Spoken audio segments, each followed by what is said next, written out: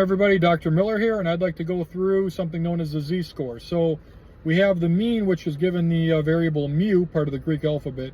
X bar is your sample mean, that also means the mean. And then we have sigma, which is a standard symbol for standard deviation. Standard deviation is a representation of how widespread apart the data is. The larger the standard deviation, the more widespread apart the data is. Now the z-score is very simple. You take the data value that you're interested in finding the z-score, minus the mean divided by the standard deviation. And the z-score tells you how many standard deviations you are above or below the mean. If you're at the mean exactly, your z-score would be 0.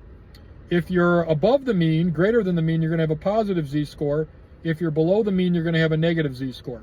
So essentially speaking, half the values are going to be above the mean and have a positive z-score. The other half the values are going to be below the mean and have a negative z-score if you have a symmetric data set or a bell-shaped data set.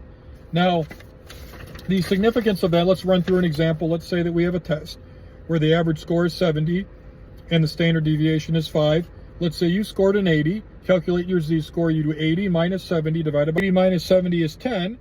And then divide that by 5, we get 2. So the z-score is 2. That means that we're 2 full standard deviations above the mean. So if we look at a picture of this now, this is a bell curve. This is for data that's symmetric. And we know that if we're at the mean, we're in the middle. And if we go 1 standard deviation in each direction, that's going to get me 34% or 34%. That means that we have 68% within 1 standard deviation of the mean. If we go 2 standard deviations in each direction, that gives us 95% of the data value and 13.5% in each region.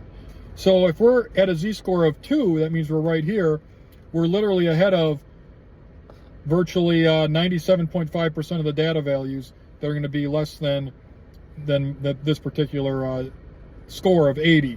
So that means that you did really, really well in that test to be 2 standard deviations above the mean.